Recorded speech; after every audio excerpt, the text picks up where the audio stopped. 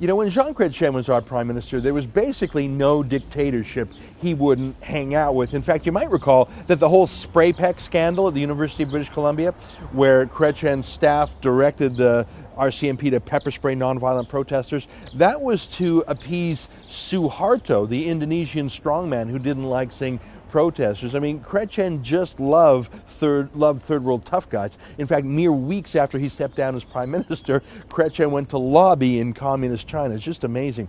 Well, Chretien's gone, and so what he does in his own name now, well, that's for him to bear the brunt of. He's not our prime minister. The trouble is, Chretien is now meddling in live foreign policy issues contrary to the Canadian interest. Here's what I mean. As you know, Canada has been a world leader in pushing back against Vladimir Putin and Putin's slow motion invasion of Ukraine. Stephen Harper has been particularly strong on this, most recently sending Canadians to train Ukrainian troops, calling for and implementing sanctions against Russian companies. Canada has been exemplary, and even Canada's Liberal opposition in the form of Justin Trudeau and Chrystia Freeland have basically Me Too'd Stephen Harper.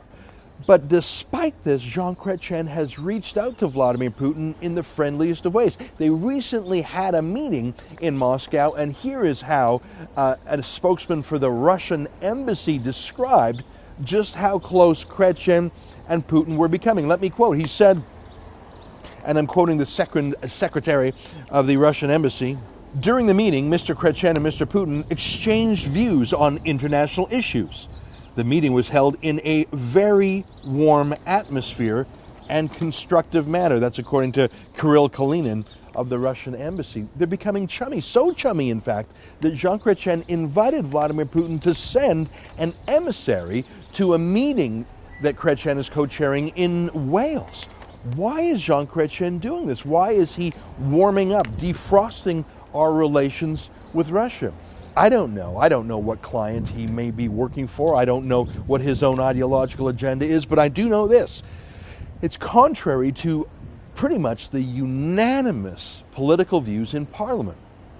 Trouble is, Justin Trudeau still relies on Jean Chretien for advice and for campaign help. In fact, Justin Trudeau, to burnish his own lack of experience and lack of credibility, has called on Jean Chretien to campaign for him, and I think it's quite likely he will again.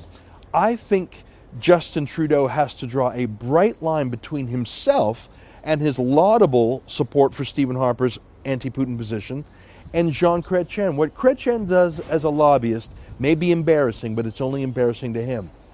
If Justin Trudeau now allows Jean Chretien to be part of the Liberal campaign, the Liberals should wear it. For TheRebel.media, I'm Ezra Levant.